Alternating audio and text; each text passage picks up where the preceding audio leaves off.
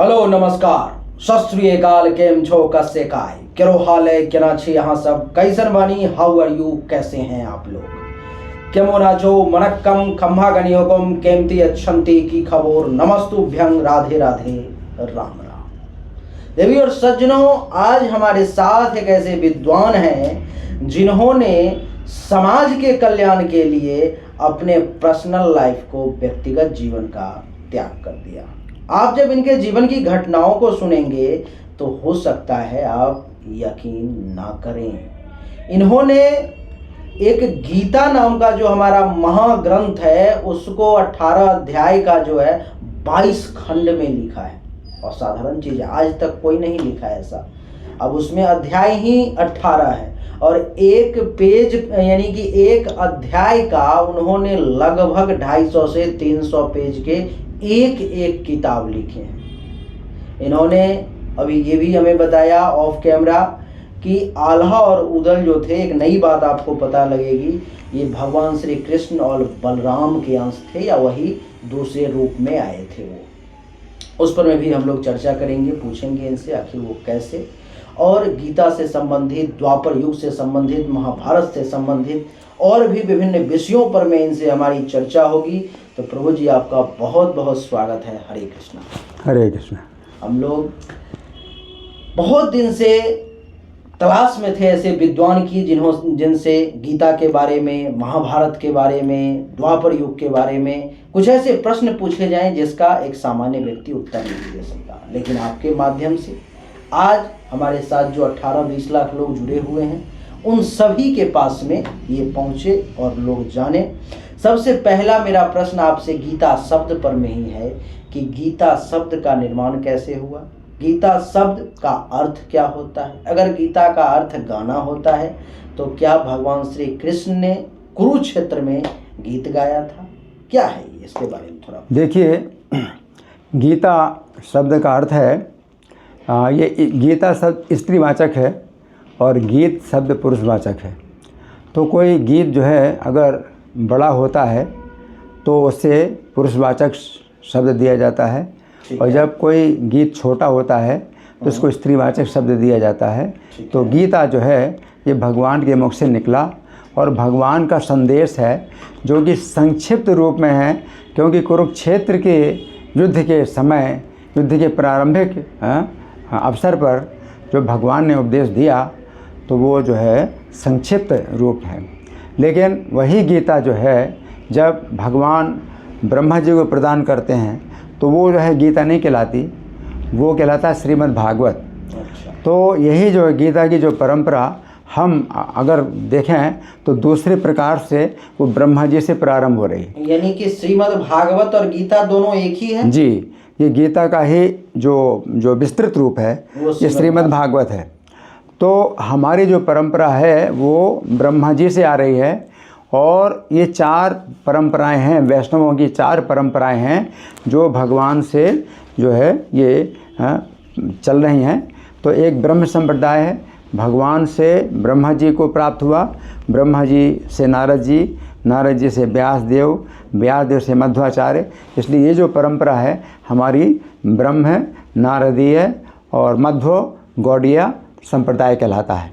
लेकिन दूसरे भी जो संप्रदाय हैं, भगवान ने लक्ष्मी जी को ये जो ज्ञान दिया तो लक्ष्मी जी से भी एक जो है ये परंपरा होती है, इसे स्त्री संप्रदाय कहलाता है।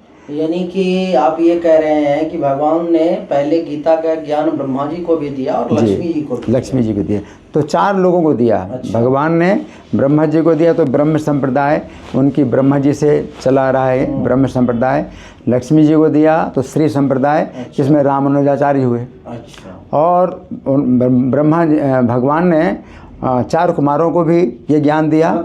हाँ, 4 कुमार, तो कुमार संप्रदाय कहलाता है। अच्छा। जिसमें निम्बार्काचार्य हुए हैं, है ना। और भगवान ने रुद्र यानी शिव जी को जो ज्ञान दिया तो वो रुद्र संप्रदाय कहलाता है, जिसमें विष्णु स्वामी और वल्लभाचार्य हुए। तो ये जो गीता की परंपरा है, गीता जो है भगवान ने अर्जुन को जो संक्षेप में बतलाई वो विस्तृत रूप में वो श्रीमद् भागवत है। तो वो जो है ये संप्रदाय गीता जो का है। अर्थ क्या है आपने ये बताया नहीं हमसे। गीता का अर्थ तो मैंने बताया है कि भगवान ने गीत के रूप में जो बोला है और संक्षिप्त चूँकि उपदेश है इसलिए वो गीता बन गया, यानी छोटा गीत, अच्छा, है ना। श्रीमद् भागवत जो है 18,000 गीता श्लोकों का का है। क्या उद्देश्य है अभी के समय में अगर कहा जाए तो? गीता अभी तात्कालिक कलयुग में, या यूं कहूं तो अभी जिस प्रकार से समय का बदलाव हो रहा है इस विज्ञान और टेक्नोलॉजी के युग में, गीता का क्या उद्देश्य? देखिए, गीता कैसे प्रयोग? गीता वास्तव में भगवान के हृदय का जो है ये उद्गार है। गीता में हृदयम पार्थ है, गीता में चोत्तमम गृहम, गीता ज्ञानम उपाश्रित त्रीन लोकान प्राल्याम हम। तो गीता जो है भगवान का हृदय है। तो भगवान ने अपने हृदय से जो उपदेश दिया, तो ये जो है भगवान प्रत्येक जीव के साथ में जो है अपना संबंध बनाते हैं, और भगवान का संबंध प्रत्येक जीव का जो है ये नित्य रूप से है, प्रत्येक जीव का। और गीता के द्वारा वो हमारा जो संबंध है वो जागृत होता है। तो कोई भी जीव जो है भगवान से जो जुड़ा हुआ है, किसी संबंध में, विशेष संबंध में जुड़ा हुआ है, चाहे वो दास्य रस में जुड़ा है, चाहे शांत रस में जुड़ा है, चाहे सख्य रस में, वात्सल्य रस में या माधुर्य रस में, 5 प्रकार के संबंधों में से कोई ना कोई संबंध प्रत्येक जीव का भगवान के साथ है। और गीता जो है अगर हम सुनते हैं तो शुद्धिकरण होता है, बिल्कुल, और इस शुद्धिकरण के द्वारा हमारा संबंध जागृत होता है भगवान के साथ। तो ये वास्तव में गीता जो है एक मतलब चाहे भक्ति योग का ही शास्त्र है कि गीता के द्वारा हम जो है भक्ति जो भगवान के साथ में जो होती है, जुड़ाव जो होनी चाहिए वो गीता के माध्यम से हो। तो गीता के माध्यम से गीता में 4 प्रकार के योग बताए गए हैं, कर्म योग, ज्ञान योग, सांख्य योग, भक्ति योग। ये चारों योग क्या हैं गीता में? देखिए, इसको योग तो केवल एक ही है, भक्ति योग। भक्ति बाकी जितने हैं वो सीढ़ी की तरह हैं, है ना। जैसे कर्म योग है, ज्ञान योग, सांख्य योग। लेकिन कलयुग में अब कोई भी योग संभव नहीं है सिवा भक्ति के। कलयुग में केवल नाम आधार। हाँ, तो कलौ भक्तिर प्रसिद्ध्यति, तो कलयुग में केवल भक्ति ही है। तो अब जो है दूसरे योगों में इन योगों की जो है मतलब माध्यम से कोई व्यक्ति भक्ति में पहुंचता था तो उसमें बहुत समय लगता था और लंबी आयु होती थी लोगों की, तो उनको जो है इस प्रकार से उनको जो है दिशा दिखाई जाती थी। लेकिन कलयुग में चूँकि लोग बहुत कम आयु के हैं, उसमें बताया गया है कि मंदा सुमंद मतिया प्रायणाल पाय स्वासभ्य कलावस्मिन युगे जन्मा, कि प्रायः लोग जो है अल्प आयु वाले हैं और मन उसमें भी आयु थोड़ी है और उसमें भी जो है मंद हैं, आलसी हैं और सुमंदमती, और बुद्धि भी बहुत कम है और मंद भाग्य भी बहुत कमज़ोर है और उपद्रुता, और जीवन में बहुत सी बाधाएं हैं। तो इस कारण से अब कलयुग में सीधा भक्ति का ही जो रास्ता है दिखाया जाता श्रेष्ठ है। योग जो चारों में है वो आप ये कह रहे हैं कि भक्ति का ही रास्ता है। बाकी के चक्कर में ना पड़े, भगवान के शरण में जाएं, भक्ति करें, उसी से कल्याण होगा। जी।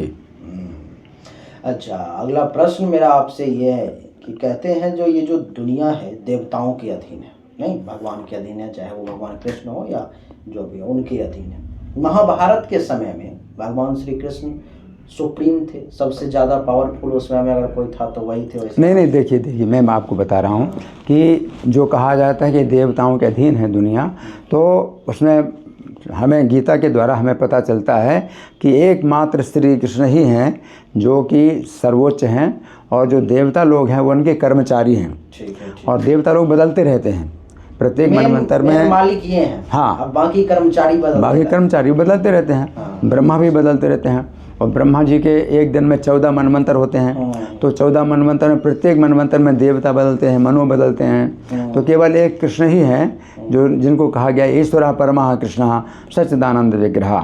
तो वही जो है मतलब ये हैं जो कि नहीं बदलते, एकमात्र हैं वो। तो कृष्ण तो सुप्रीम हो गए ना, सबसे ऊपर हो गए, सबसे ऊपर हो गए, के लिए हैं वो, तो और सदा के लिए हैं वो, उनका तो है नहीं कुछ। लेकिन प्रश्न यहाँ पर में ये था मेरा कि अगर वो सबसे सुप्रीम है, उनके इच्छा के बिना कुछ नहीं होता है जी। तो फिर महाभारत काल में ये जो महाभारत का जो युद्ध हुआ, उन्होंने इसके लिए अर्जुन को या बाकी इधर पांडव जो थे उनका साथ दिया, युद्ध करवाया, लाखों करोड़ों लोग मारे गए, उसको वो रोक क्यों नहीं पाए? देखिए, भगवान जब इस पृथ्वी पर आते हैं तो उनके 3 कार्य होते हैं। परित्राणाय साधूनाम, साधुओं की रक्षा, ठीक है। विनाशाय च दुष्कृताम, दुष्कृतियों का विनाश करना, और धर्म संस्थापनार्थाय, और धर्म की स्थापना करना। तो ये कार्य होते हैं। और फिर दूसरा उनकी जो है क्या है कि लीला होती है मनुष्य रूप में। तो भगवान जो है अपने को मनुष्य रूप में दिखाते हैं और मनुष्य के रूप में वो जो है लीलाएं करते हैं, तो अपने भक्तों को जो है वो आनंद देते हैं। तो भगवान जो है मनुष्य के रूप में जब लीलाएं करते हैं, चाहे बाल लीला हो चाहे यौवन लीला हो, तो इसमें क्या है कि उन लीलाओं को सुन करके भक्त लोग जो है भगवान से और अधिक आकर्षित होते हैं और उनका शुद्धिकरण होता है और उनका भगवान के साथ संबंध जागता है। तो वास्तव में सब जो लीलाएं हैं ये भगवान के लिए ऐसा कुछ भी नहीं है। भगवान तो जो है कहा गया कि मुहूर्ते ना भी संघर्तुम सक्तोस्मि दानवान, तो एक मुहूर्त में सब दानवों का मैं विनाश कर सकता हूँ। परंतु मद भक्तानाम विनोदाय करो में विविधा क्रिया, परंतु अपने भक्तों के विनोद के लिए कई प्रकार की क्रियाएं करता हूँ। तो भगवान के लिए कुछ भी नहीं है कि भाई जो दुष्कृति हैं उनका विनाश करने में, कि उन्होंने आगे आने वाले पीढ़ी को, नस्लों को सिखाने के लिए ये सारी चीजें करी। वो चाहते तो उसको रोक सकते थे, टाल सकते थे। एक तो शिक्षा एक हिस्सा है कि भगवान की लीलाओं में शिक्षा है, और दूसरे जो है भगवान की लीलाओं का है भक्तों को आनंद देने के लिए। उसको मद भक्ता नाम विनोदा है, तो भक्तों के विनोद के लिए करो में विविधा क्रिया। तो एक कार्य जो है जरा सा कार्य है वो दुष्टों का विनाश कर देंगे, लेकिन अपने भक्तों को सुख पहुंचाने के लिए भक्तों के साथ भी लीलाएं करते हैं और वो लीलाएं छोड़ के जाते हैं ताकि जो भक्त हैं वो उनमें जो है आनंद लें और उस प्रकार से उनके धाम में। अच्छा, भगवान श्री कृष्ण भगवान थे तो उन्होंने युद्ध में छल का सहारा क्यों लेना पड़ गया उनको? चाहे वो जयद्रथ का वध हो या भीष्म पितामह का वध करना हो, उनको छल का सहारा क्यों? देखिए, इसमें भगवान ने शिक्षा दी। वो तो मनुष्य लीला कर रहे हैं तो उनको तो छल के सहारे की कोई आवश्यकता नहीं, लेकिन भगवान शिक्षा देते हैं कि ऐसी स्थिति में कोई व्यक्ति जो है अगर छल का सहारा लेता है तो धर्म की रक्षा के लिए अगर अधर्म और छल और झूठ का प्रयोग किया जाए तो वो भी जो है धर्म है। वाह वाह वाह। अच्छा, कृष्ण का विवाह रुक्मिणी से हुआ, लेकिन बीच में ये राधा वाला जो प्रसंग है, ये क्या उन्होंने राधा से क्यों नहीं विवाह किया? देखिए, या राधा से विवाह किया है उन्होंने? देखिए, ये तो तत्व हमें जानना पड़ेगा कि राधा का तत्व क्या है और कृष्ण तत्व क्या है। वास्तव में श्री कृष्ण का जो धाम है वो गोलोक धाम है और वो वैकुंठ धाम से भी ऊपर गोलोक धाम है, जहाँ वे श्री कृष्ण रहते हैं, गोप वेश में रहते हैं और वहाँ राधा रानी उनकी जो है सहचरी हैं, आह्लादनी शक्ति हैं और उनके जो है माता पिता नंद महाराज, वो मनुष्य लीला भी वहाँ पर करते हैं गोलोक धाम में और वो जो है सबसे ऊपर भी हैं। तो जब भगवान गोलोक धाम से उतर के आते हैं तो राधा रानी उनकी जो आह्लादनी शक्ति हैं वो भी आती हैं इस पृथ्वी में, और विशेष रूप से इस लीला में जो ब्रज की लीला है इसमें उनका जो है वो विशेष रूप से संबंध परकीय रस में होता है। परकीय रस का मतलब है कि जो विवाहिता हैं वो राधा रानी विवाहिता हैं, गोपियाँ विवाहिता हैं और कृष्ण से प्रेम करती हैं वो परकीय भाव में। और उस तरह से कोई स्त्री अगर कृष्ण को अपना पति बनाए जबकि उसका पति मतलब है और पति बनाए और उसका स्मरण करे, तो कोई भी स्त्री अगर ऐसे संबंध बनाती है किसी दूसरे पुरुष के साथ में तो वो तो निंदा की बात होती है। लेकिन इस प्रसंग में जब कृष्ण के साथ में उनकी आसक्ति होती है तो वो जो है आसक्ति जो है वो बहुत तीव्र होती है। और विवाहिता स्त्री है तो वो अपने बच्चों में और घर में भी उसकी जो है मतलब उसका जो है मन बटा रहता है। लेकिन जब पराये पुरुष के रूप में जब कृष्ण का चिंतन करती हैं तो उनका जो है मन पूरा का पूरा जो है उसी तरफ रहता है कि पति के रूप में उनको कैसे प्राप्त किया जाए।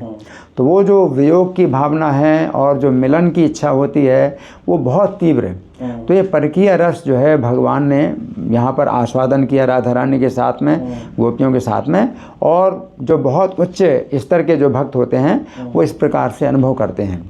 तो वो परकीय रस जो है वो भगवान के साथ में, इसी कारण से उन्होंने उनसे विवाह नहीं किया।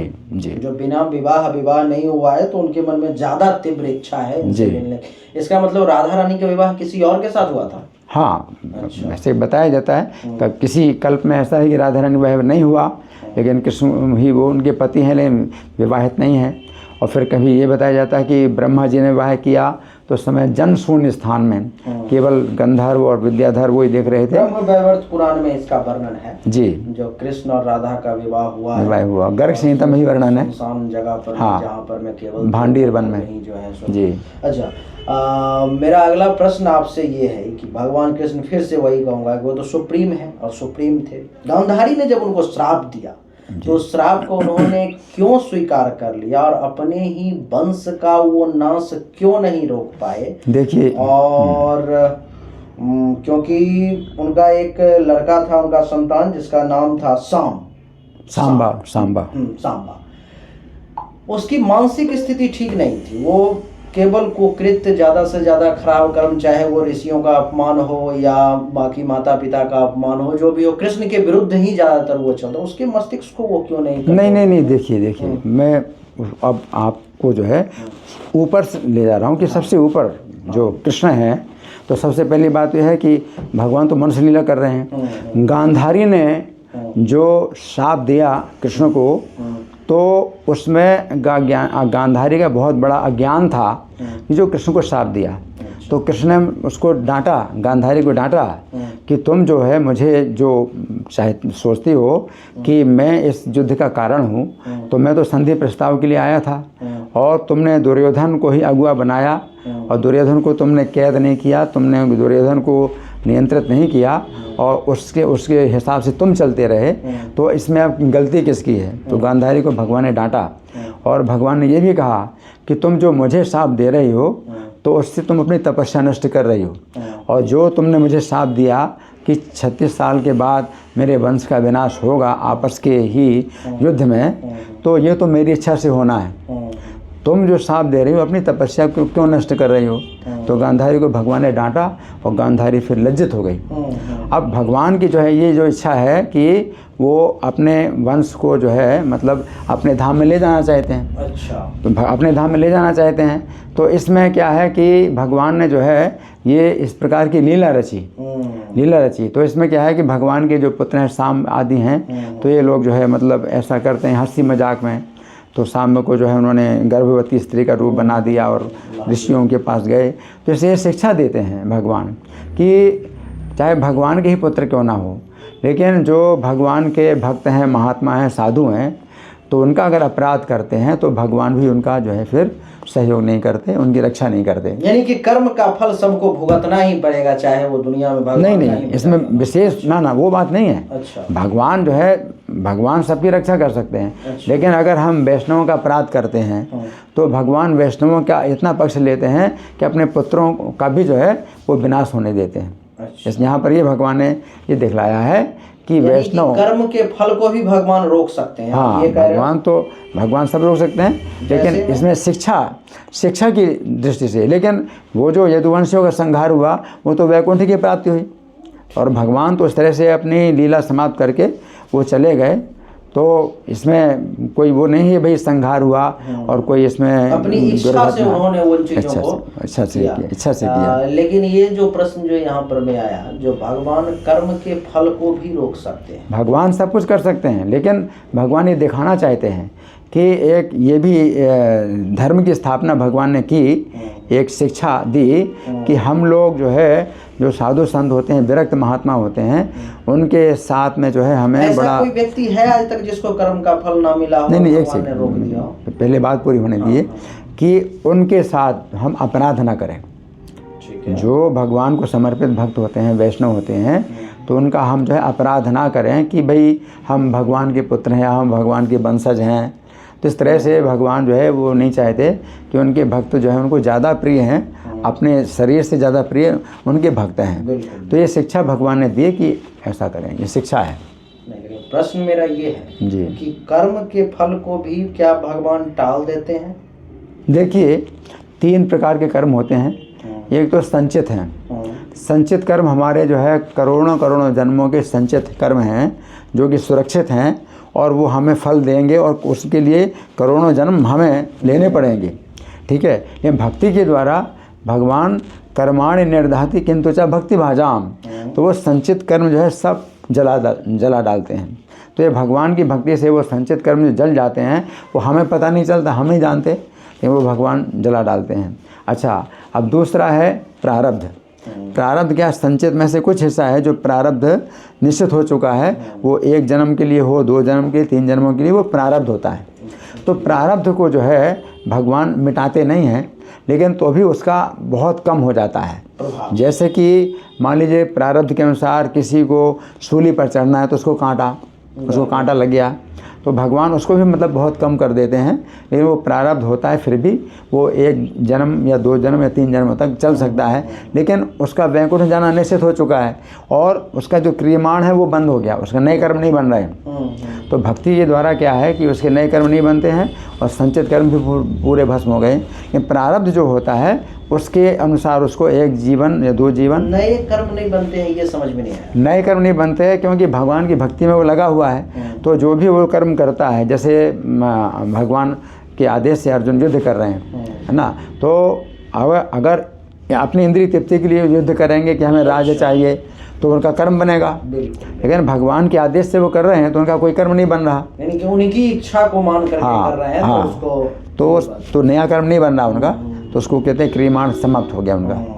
तो अब तो क्या है कि उनका समर्पित जीवन है तो नया कर्म बन नहीं रहा और संचित समाप्त हो गया, प्रारब्ध केवल रह गया है, वो जो है केवल रहता है, वो भी कम भगवान कर देते हैं। और भगवान की जो है भगवान के चरणों में मन लगाने से वो भी प्रारब्ध जो कर्म है वो पार कर देते हैं। जैसे कि नौका, जो एग्जाम्पल आपने दिया, सूली पर भी चढ़ना है तो 1 कांटा लग करके उसकी, जी बिल्कुल। हाँ, ये भगवान की भक्ति में आने से, मंत्र जाप से, उनका नाम लेने से, यही तरीका है जी भगवान का नाम लेना। भगवान कहते हैं मच्चित्ता सर्व दुर्गाणी मत प्रसादा तरे शशि, तो उनका नाम लें। नाम लेना ज़्यादा आसान है भगवान में चित्त लगाने के लिए। नाम की साधना सबसे सरल कलयुग में, नहीं तो उनकी जो है कथा हम सुनते हैं, उनका स्मरण करते हैं, उनकी सेवा, तो 9 प्रकार की भक्ति में हम कोई भी किसी भी प्रकार की भक्ति कर सकते हैं। आम पब्लिक जैसे जानती है कि एक तो मान लो कि जन कल्याण का काम हो गया, एक हो गया प्रभु का नाम बस ले रहा है, एक हो गया जो कथा सुन रहा है, पूजा पाठ कर रहा है या कथा सुन रहा है। इस तीनों में सबसे सर्वश्रेष्ठ आप किसको मानते हैं? देखिए, जन कल्याण, जहाँ तक आपने जन कल्याण की बात करी, तो जन कल्याण वास्तव में लोग सोचते हैं कि भाई हम भोजन बांट रहे हैं या कपड़ा बांट रहे हैं और दवाइयाँ बांट रहे हैं, वो जन कल्याण है। लेकिन वास्तव में वो जन कल्याण उस तरह से नहीं होता, क्योंकि आप उनके कर्मों को तो आप बदल नहीं रहे और वो उनके कर्म जो है वो उनको जो है भोगने पड़ेंगे। तो आपने अगर कुछ मतलब पैसा दे दिया उनको या भोजन दे दिया या दवाई दे दी तो टेम्परेरी है। तो जन कल्याण वास्तव में क्या है कि अगर हम भगवान का नाम देते हैं लोगों को और भगवान का संदेश देते हैं तो ये वास्तव में जन कल्याण है, क्योंकि इसके द्वारा वो जो है भगवान को समझेंगे, को भी कम किया है ना। तो वो जो है एक प्रकार से ये एक जो है तुलना दी जाती है। एक बच्चा है तो वो रो रहा है, अपने पिता से बिछुड़ गया, तो एक व्यक्ति आता है तो उसको एक टॉफ़ी दे देता है, तो भाई जन कल्याण, भैया हम टॉफ़ी दे दी तो थोड़ी देर के वो जो है चुप हो गया, फिर रो रहा है।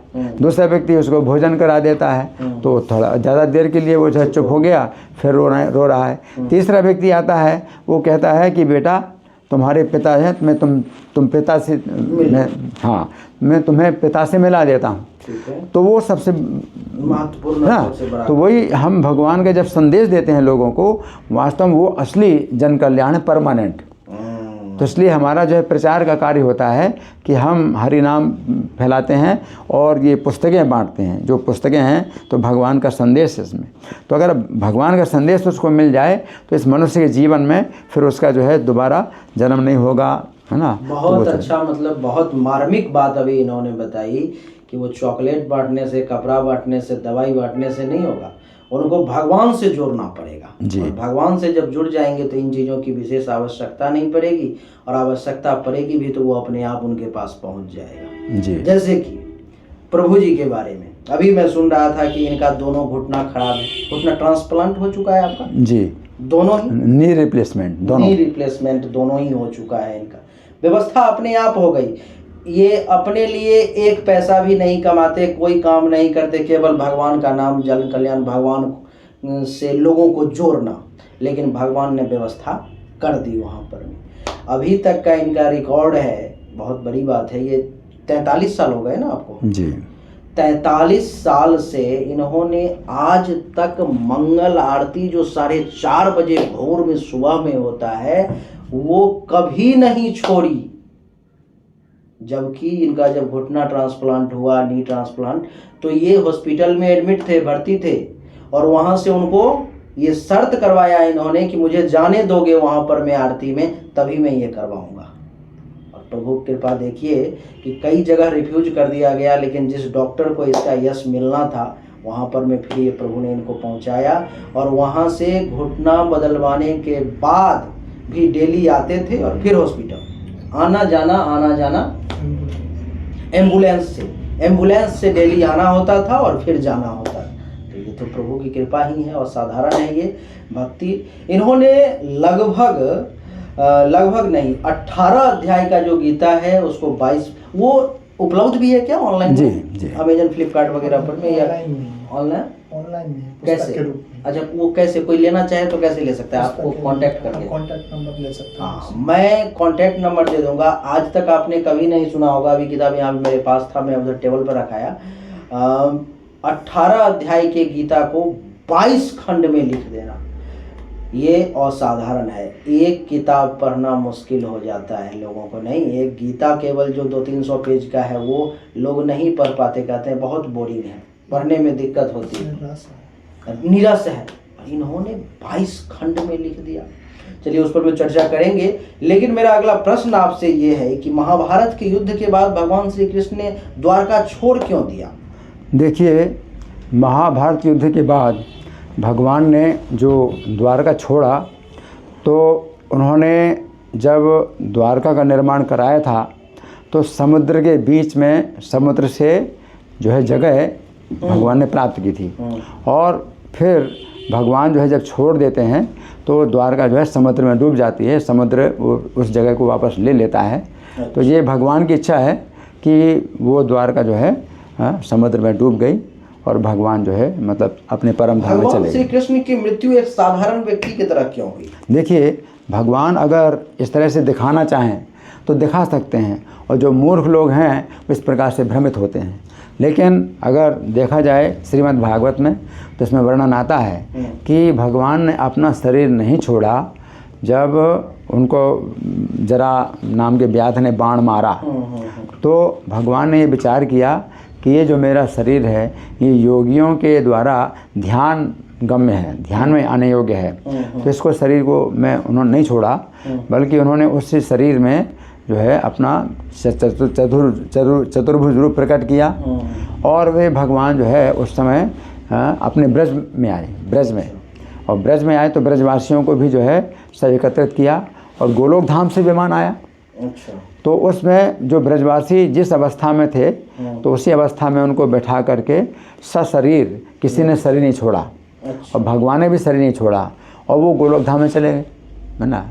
तो इस प्रकार की जो है ये। आपने कभी भगवान श्री कृष्ण को अनुभव किया है? आपको अनुभूति हुई है जो आप? देखिए ये जो अनुभूति है ये हमें श्रवण के द्वारा मिलती है। अच्छा। हम जब नाम का जप करते हैं तो हम कानों से सुनते हैं, और हम जब कथा सुनते हैं उनकी, तो कथा में जो आनंद आता है, जैसे हमने भगवद गीता की जो व्याख्या लिखी वो कथा रूप व्याख्या है, तो वो नीरस नहीं है, इसमें जो है कथा के रूप में है, तो वो बहुत रस मिलता है, कथा का रस।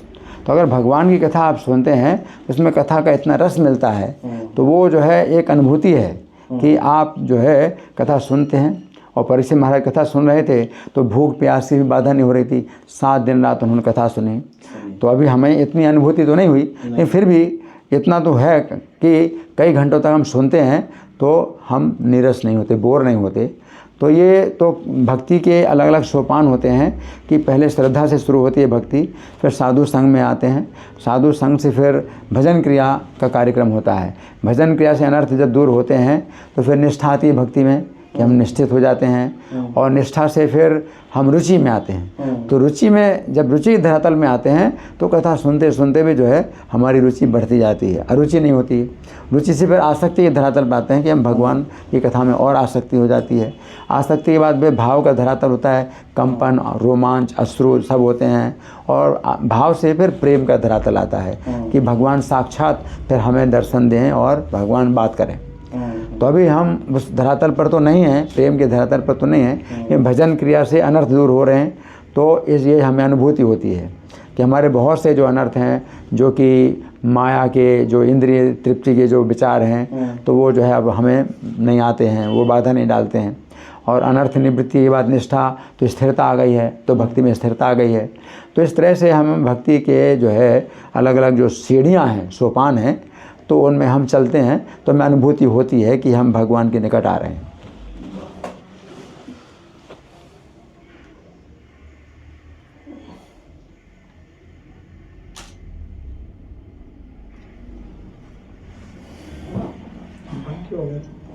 वो आधा घंटा का उसमें वो सिस्टम है उसका।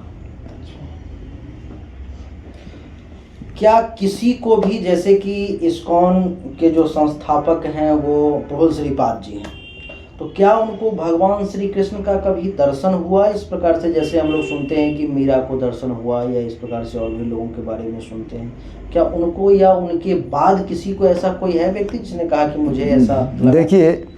देखिए प्रभुपाद जी का जो जीवन चरित्र है उसमें ये सब बातें आती हैं कि जिस समय वो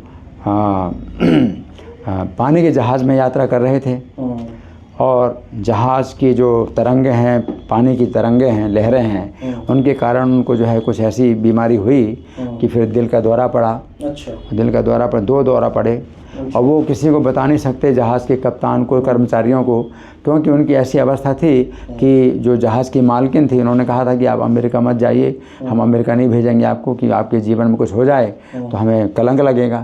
तो प्रभुपाद कृष्ण की ही शरण में आए कि 2 दिल के दौरे पड़ गए, अब 3रा दिल का दौरा पड़ेगा तो मेरा शरीर छूट जाएगा।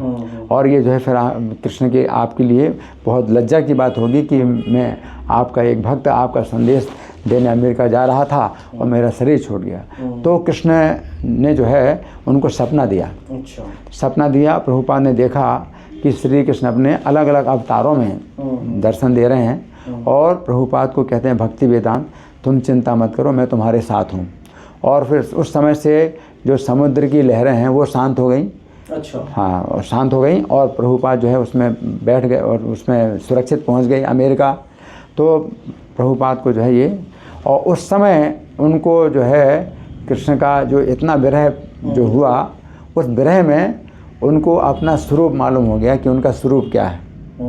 तो वो स्वरूप जो है उनका क्या है कि वो कृष्ण के सखा हैं। भगवान की नित्य लीला जो धाम में वो कृष्ण के सखा हैं। तो वो उनको अपना वो स्वरूप याद हो गया कि मुझे याद आ रहा है कि मैं आपके साथ वन में जो है गऊ में चराने जाता था, तो वो दिन मुझे याद आ रहे हैं। तो उन्होंने कविता भी लिखी इस प्रकार से। तो प्रभुपाद को अपना स्वरूप मालूम हो गया। आपको कभी ऐसी अनुभूति हुई जो आप बहुत बड़े संकट में पड़ गए, अब कुछ ऐसी घटनाएं हो जाएंगी और आपको भगवान ने बचा लिया? देखिए प्रत्येक व्यक्ति के जीवन में ऐसी बातें होती हैं कि उसकी रक्षा होती है और कई कई संकटों में रक्षा हुई, लेकिन बस यही कि हम लोग भूल जाते हैं। नहीं तो प्रत्येक व्यक्ति अपने जीवन की जो है एक किताब लिख सकता है जिसमें कि बहुत सी ऐसी घटनाएं हुई जिनमें बड़े जो है आश्चर्यजनक रूप से रक्षा हुई और जो है बहुत सी चीज़ें जो खो गई थी वो मिल गई, बहुत सी चीज़ें ऐसी हैं। तो जो है कृष्ण कृपा के दिव्य चमत्कार जो किताब जो लिखी गई है उसमें बहुत सी ऐसी घटनाएं हैं जिनमें कि मतलब हमारे नियम की रक्षा हुई। एक बार ऐसा हुआ कि हम महोबा के प्रोग्राम में गए थे।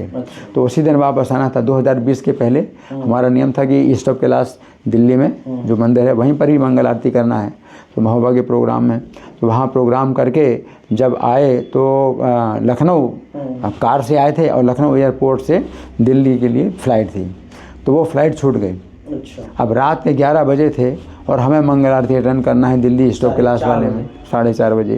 तो कैसे हुआ, बहुत मतलब विस्तृत घटना है ये कि कैसे एक जो है मतलब जो गाड़ी चालक था वो एक नई गाड़ी लेकर के आया जिसमें नंबर भी नहीं था। अच्छा। वो लेके आया और उसने जो है हमें वचन दिया कि 4:15 बजे आपको स्टॉप क्लास वाले मंदिर में पहुंचाऊंगा।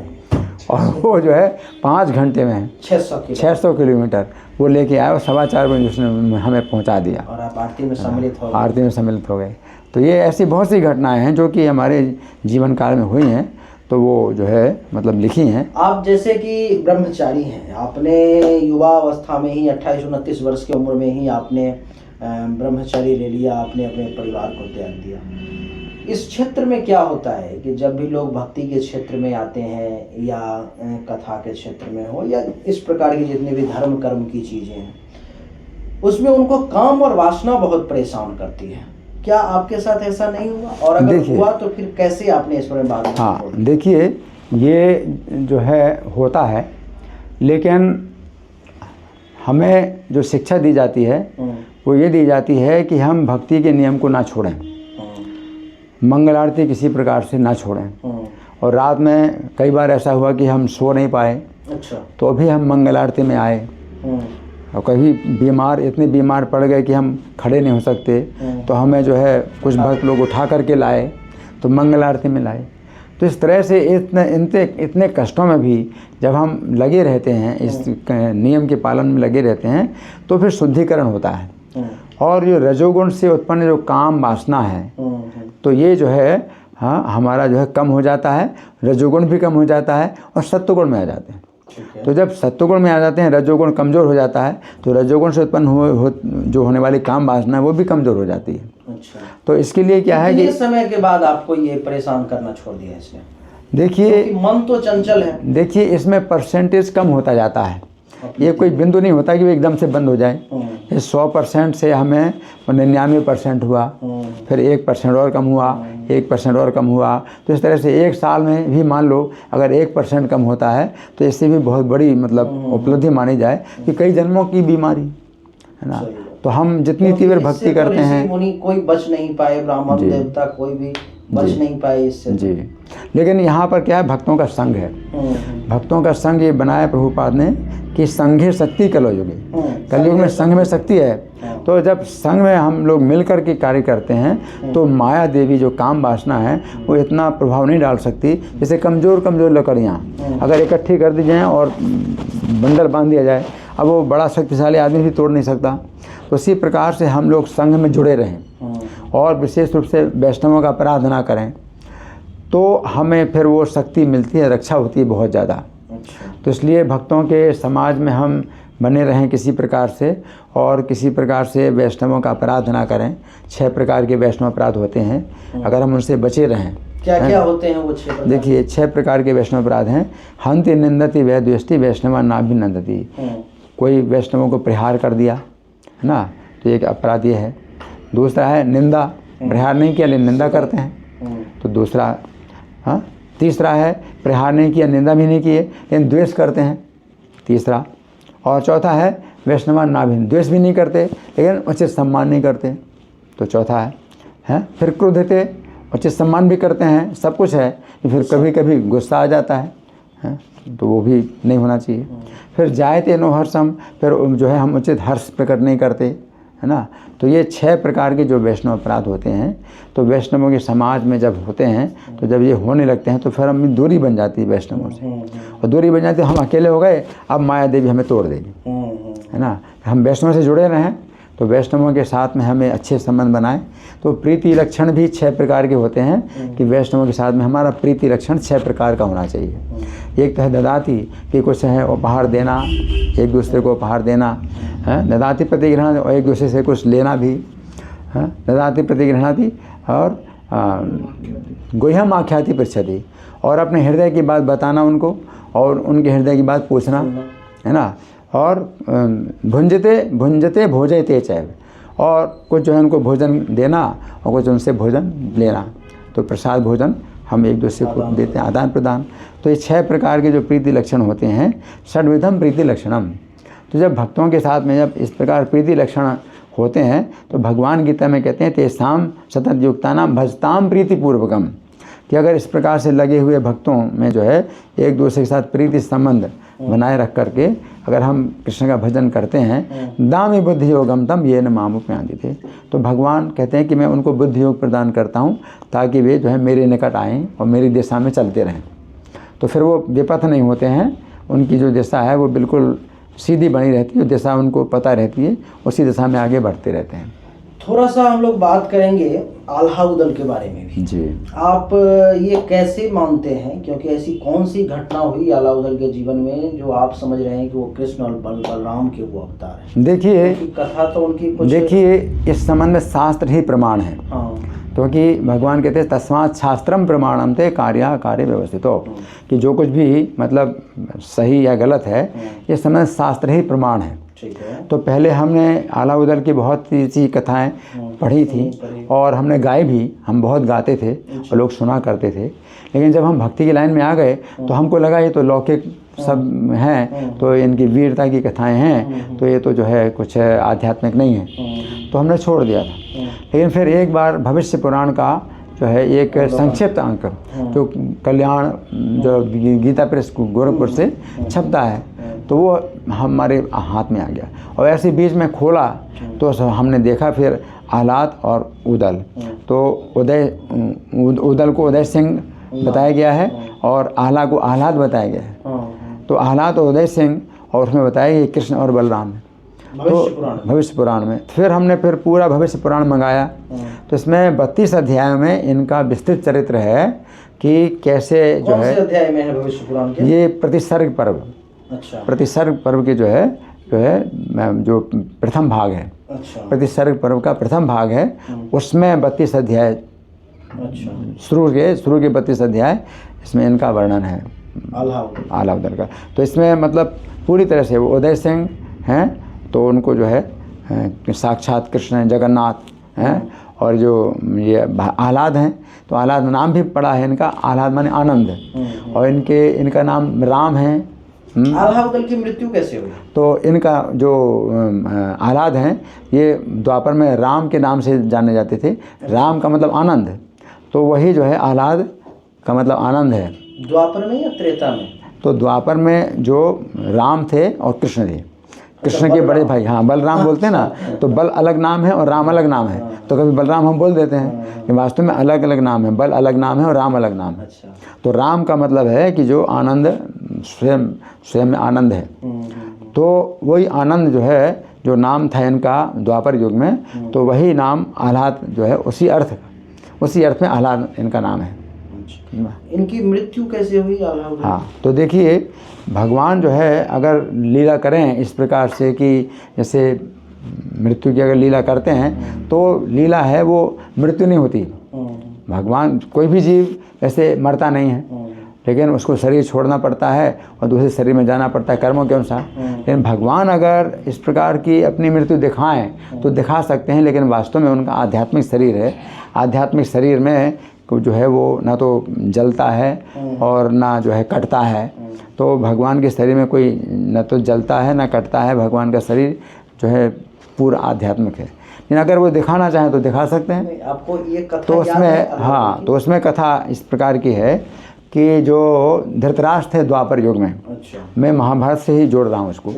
धृतराष्ट्र जो महाभारत में थे, तो ये जन्म से अंधे थे, लेकिन संजय के द्वारा वो सुनते रहते थे कि युद्ध में क्या हुआ है ना। तो उनमें जो है बार बार इच्छा होती थी कि अगर कृष्ण का वध हो जाता, अर्जुन का वध हो जाता है तो क्या अच्छा होता। अच्छा, तो उनकी इच्छा वो पूरी करने के लिए जो धृतराष्ट्र हैं वो कलयुग में पृथ्वीराज चौहान के नाम से जन्मे, जो दिल्ली के राजा थे, है ना, पृथ्वीराज चौहान। तो धृतराष्ट्र जो है चूँकि वो दिल्ली के राजा बने रहना चाहते थे, लेकिन उनको फिर जो है छोड़ना पड़ा और पांडवों की विजय हुई, तो इस बार जो है वो दिल्ली के राजा बने, उनकी इच्छा पूरी हुई, है ना।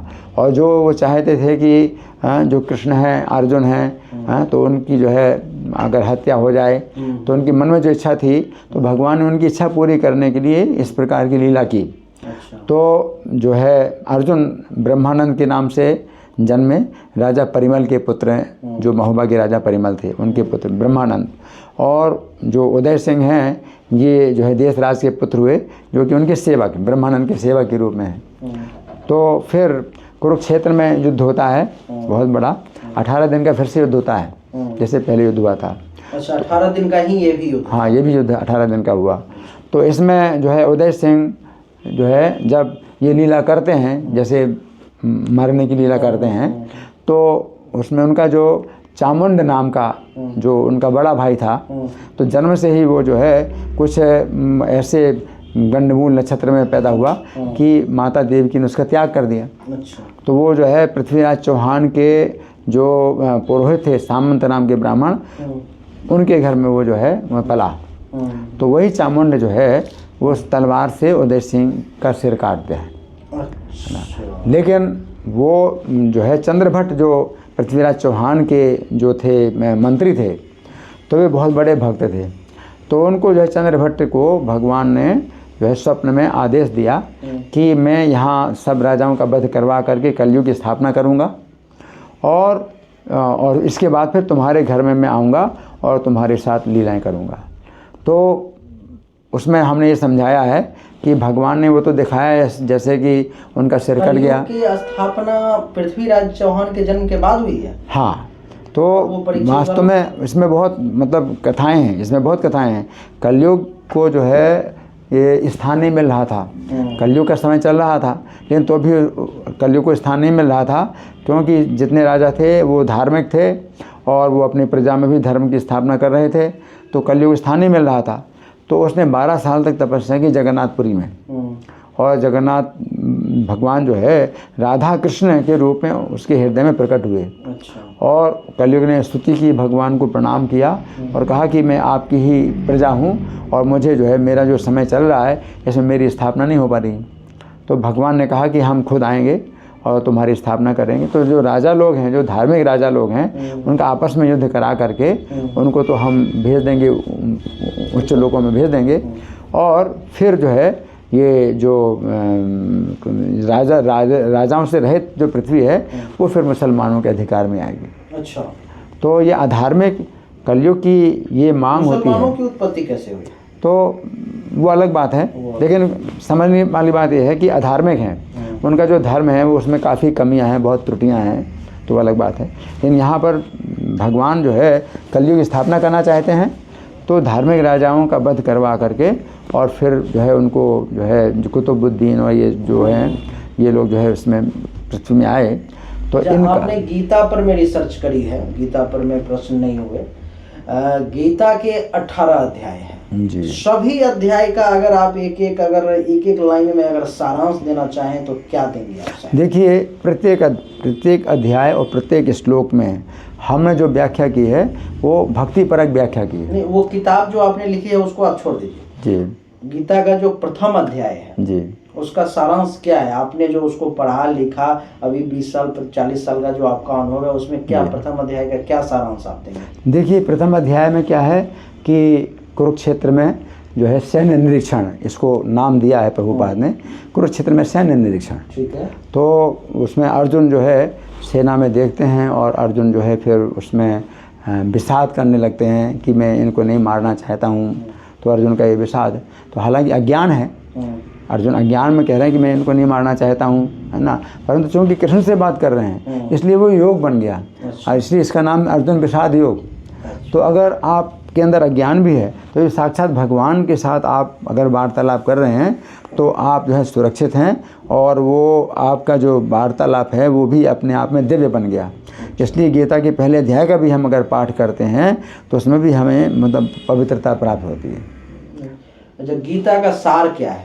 इसलिए गीता अपने आप में क्या है कि ये आध्यात्मिक ज्ञान है, भगवान का आध्यात्मिक ज्ञान है, और इसमें सबसे पहले जो सत्य की स्थापना हुई है कि हम शरीर नहीं हैं, हम जीवात्मा हैं, और जीवात्मा कभी भी नष्ट नहीं होता, और जीवात्मा में जो है अपनी व्यक्तिगत जो है शाश्वतता होती है कि दो जीवात्मा मिलके एक नहीं बन सकते, और एक जीवात्मा टूट के दो नहीं बन सकते, और भगवान से भी वो अलग है जीवात्मा कि भगवान में भी नहीं मिलता। तो प्रत्येक जीव की अपनी व्यक्तिगत सत्ता है और शाश्वत सत्ता है। तो सबसे पहले ये स्थापना की भगवान ने और बहुत श्लोकों में स्थापना की। तो गीता का सबसे पहला सिद्धांत यह है, इसलिए हम इसी सिद्धांत पर ही सबसे पहले चुनौती देते हैं आज की शिक्षा को, कि आज की शिक्षा इसको नहीं मानती। तो आज की शिक्षा जो है क्या मानती है कि हम जो है ये मृत्यु के बाद पूरी कहानी समाप्त हो जाती है, अगला जीवन नहीं है। तो भगवत गीता का ये जो पहला जो बिंदु है, इसी पर ही हम जो है हमेशा बने रहते हैं, क्योंकि इसको जब तक ना समझे तब तक कोई भक्ति का जो है प्रश्न नहीं उठता कि हम भगवान के भक्त बने। क्योंकि अगर हम इस जीवन के बाद अगर ख़त्म हो जाएंगे तो फिर हम इस जीवन में अगर भक्ति भी करते हैं तो उसका फिर कोई लाभ नहीं, क्योंकि हम नहीं रहेंगे। इसका सारांश ये हुआ, क्या हुआ सारांश इसका, थोड़ा संक्षिप्त सारांश ये है कि जो जीवात्मा है ये जन्म मरण के कष्ट हमेशा भोगता रहेगा जब तक कि कृष्ण की शरण ना ले। और कृष्ण की शरण लेता है तो कृष्ण के धाम में जाएगा, तो अपना वो घर है, वो अपना घर है, भगवान के साथ अपना शाश्वत संबंध है, वो प्राप्त करना है। ये जीवात्मा और आत्मा अलग अलग है या एक ही है? देखिए, आत्मा के जो है कई अर्थ होते हैं। अच्छा। कई अर्थों में आत्मा शब्द का प्रयोग होता है। जीवात्मा के अर्थ में भी होता है और परमात्मा के अर्थ में होता है। तो जीवात्मा परमात्मा दो आत्माएं प्रत्येक जीव के शरीर में है, प्रत्येक जीवात्मा भी है और परमात्मा। तो परमात्मा कृष्ण के ही विस्तार हैं जो प्रत्येक जीव के साथ मित्र की तरह रहते हैं। अच्छा। है ना, लेकिन वो विभक्त नहीं है, लेकिन विभक्त जैसे लगते हैं, वो ऐसे रहते हैं प्रत्येक जीव के साथ में। तो आत्मा का जो है शब्द का प्रयोग कभी परमात्मा के अर्थ में होता है, कभी जीवात्मा के अर्थ में होता है। और आत्मा शब्द का प्रयोग कभी मन के अर्थ में भी होता है। तो भाव बस अपना है ना। अच्छा, हमारे द्वारा जो कर्म किए जाते हैं उसका परिणाम अच्छा या बुरा किसको मिलता है, जीवात्मा को या परमात्मा को? नहीं, देखिए जो परमात्मा है वो जीवात्मा के साथ में रहते हैं, लेकिन जीवात्मा के कर्मों से उनका कोई संबंध नहीं होता। वो केवल जीवात्मा के साथ रहते हैं कि उसकी जो भी इच्छाएं हैं वो पूरी करें। परमात्मा जीवात्मा के साथ केवल इसलिए रहते हैं कि ये जो जीवात्मा है कब उनकी तरफ मुड़ेगा या उसके अंदर ये विचार आएगा कि मैं इस संसार में जितने भी सुख में भोगने की कोशिश करता हूँ उतना मुझे दुख मिल रहा है। तो सही दिशा क्या है कि सब दुखों का अंत हो जाए, मुझे जो है सच्चा सुख प्राप्त हो। तो परमात्मा जीवात्मा को एक साधु से या गुरु से मिला देते हैं उसको दिशा देने के लिए। तो परमात्मा का ये कार्य है। परमात्मा के अंदर इतना धैर्य है कि जीवात्मा जब तक सोचता है कि मुझे इधर सुख मिलेगा उधर सुख मिलेगा, तो उसके कर्म और इच्छाओं के अनुसार उसको जो है उसी दिशा में ले जाते हैं, उसको जन्म देते हैं और उसकी इच्छाएं भी पूरी करते हैं और कर्मों का भोग भी उसको करना पड़ता है। तो जीवात्मा जो है अगर परमात्मा के आदेश के अनुसार चले तो वो जो है कर्म के बंधन से छूट जाएगा और भगवान के धाम में जाएगा। लेकिन जब तक वो जीवात्मा परमात्मा की बात नहीं मानता है तो परमात्मा जीवात्मा के साथ रहते हैं बड़े धैर्य के साथ में कि तुम अगर सोचते हो कि इस दिशा में तुम्हें सुख मिलेगा तो ट्राई कर लो, प्रयोग कर लो। तो प्रत्येक जीव जो है अपनी अपनी इच्छा के अनुसार जो है भ्रमण कर रहा है कि ऐसे मुझे सुख मिलेगा, वैसे सुख मिलेगा, इस तरह से उधर से। और परमात्मा जीवात्मा के साथ रहते हैं धैर्यपूर्वक कि कब ये जो है तो सोचेगा। ये दंड जो भोगता है सो जीवात्मा भोगता है। जीवात्मा। लेकिन आपने तो बताया कि जीवात्मा को तोड़ा नहीं जा सकता, काटा नहीं जा सकता, कुछ नहीं किया, तो फिर वो दंड जीवात्मा नष्ट नहीं होता, लेकिन कष्ट उसी को होता है। कष्ट होता है लेकिन वो नष्ट नहीं होता। फिर से दूसरे शरीर को उसी को लेकर के जन्म लेना पड़ता है। अब शरीर में जो है जीवात्मा है तो उसकी चेतना है, तो शरीर काटा जाएगा तो उसको कष्ट होता है। अच्छा। लेकिन जीवात्मा नष्ट नहीं होता है ना। जैसे अपन मर जाते हैं, मृत्यु हो जाती है जी, तो हमारे अंदर तो जीवात्मा है, शरीर तो ऐसे ही रह जाता है, जीवात्मा चला जाता है जी। तो वो जो कष्ट दिया जाता है वो जीवात्मा को दिया जाता है। जी, देखिए शरीर तो जो है पहले से मृत है, जैसे वस्त्र की तरह है, शरीर तो वस्त्र की तरह है। लेकिन जब जीवात्मा शरीर को छोड़ देता है तो इस शरीर के अंदर एक सूक्ष्म शरीर भी होता है, तो उसमें जो है जीवात्मा निकलता है। और सूक्ष्म शरीर की जो आकृति जो है करीब करीब स्थूल शरीर की ही जैसी होती है, और वो इस सूक्ष्म शरीर के से निकलता है, फिर वो यमलोक में जाता है। अच्छा। जीवात्मा को यमलोक में ले जाया जाता है, चाहे देवदूत आएँ चाहे यमदूत आएँ। अच्छा। वो यमराज के ही द्वारा भेजे गए होते हैं। पुण्यात्मा के लिए देवदूत आते हैं और पुण्यात्मा के लिए यमराज जो है वो धर्मराज के रूप में वो होते हैं, और जो पापी हैं उनके लिए यमदूत आते हैं, और पापियों के लिए जो यमराज हैं वो भयानक यमराज के रूप में होते हैं।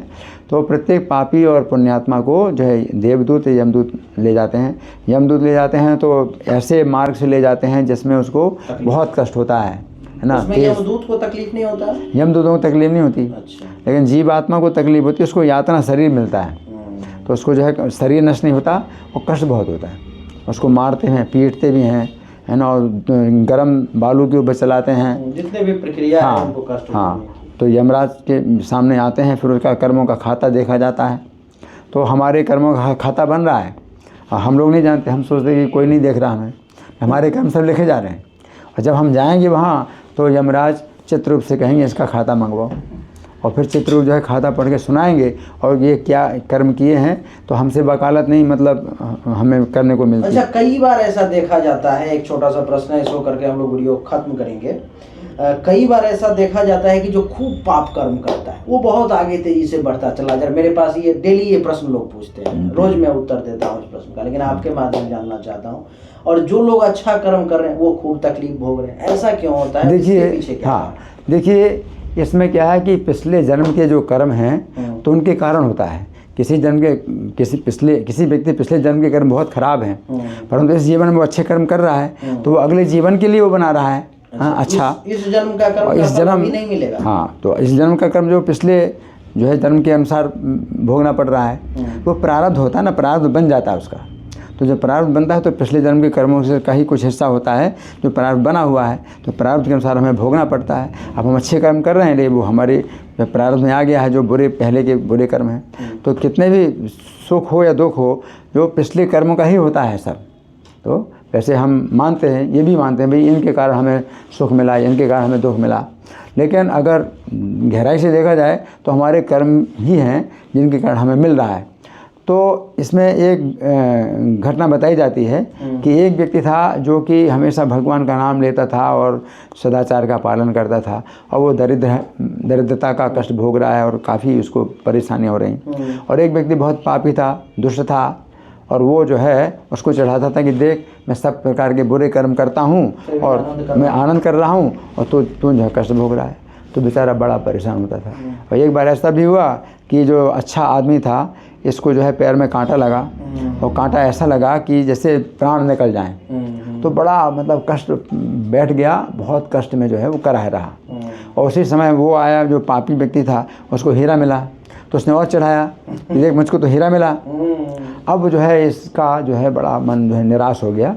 तो पास के वृक्ष के नीचे एक योगी थे, तो योगी से कहा कि महाराज बताइए, मैं तो सब प्रकार का धर्म करता हूँ, भगवान को मानता हूँ, और मुझे जो है इतना कष्ट मिल रहा है, और मुझे अभी कांटा लगा और इसको जो है हीरा मिला, जबकि ये बुरे कर्म करता है।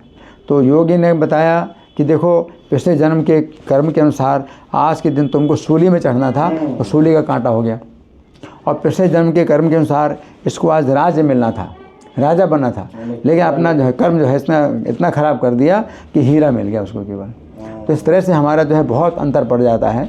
यही बात है और सच्चाई यही है देवी और सज्जनों, जो आपके द्वारा डेली मुझसे लगभग 1000 से 1500 लोग रोज संपर्क करते हैं, लगभग 50 से 100 लोग रोज फीस जमा करते हैं। धर्मात्मा प्रवृत्ति के जो लोग होते हैं, जब उनको कर्म बहुत अच्छा करते रहते हैं, भगवान का खूब नाम लेते रहते हैं, और फिर मुझसे पूछते हैं गुरुदेव मेरे साथ वाला जो वो व्यक्ति है वो इतना बुरा कर रहा है, वो देखो दिन दोगुना रात चौगुना आगे बढ़ता चला जा रहा है, अब मैं भगवान का नाम ले रहा हूँ फिर भी दुखी हूँ, परेशान हूँ। उसका कारण यही है, आपका पूर्व जन्म का कर्म भी जो है इस जन्म में मायने रखता है।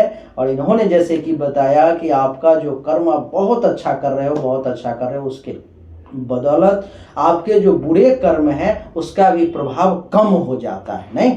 और जो इस जन्म में जैसे उसको राजा बनना था, इतना बुरा कर्म किया, इतना लूट मार, ये कथा मैं आपको कई बार सुना चुका हूँ, लूट मार, वेश्यावृत्ति आदि बहुत सारे खराब कर्म किए, उसको राजा बनना था, राजा नहीं बन पाया, एक छोटा सा हीरा का टुकड़ा, सोना का टुकड़ा या कुछ धन लेकर के उसको संतोष करना पड़ा। तो यही सच्चाई है। चलिए, बहुत अच्छा लगा, आपसे बहुत सारी बातें हुई, मज़ा आ गया, लोगों को भी बहुत अच्छा लगेगा। इसमें केवल ज्ञान की ही बातें हुई हैं, लेकिन इस प्रकार से आपने बताया जो लोगों को सुनने में भी काफ़ी अच्छा लगेगा। आपका बहुत बहुत धन्यवाद, और प्रभु कृपा रही तो एक बार फिर से हम लोग कभी बातचीत करेंगे, चर्चा करेंगे, जनता का जैसा प्रश्न रहेगा वैसा हम लोग करेंगे।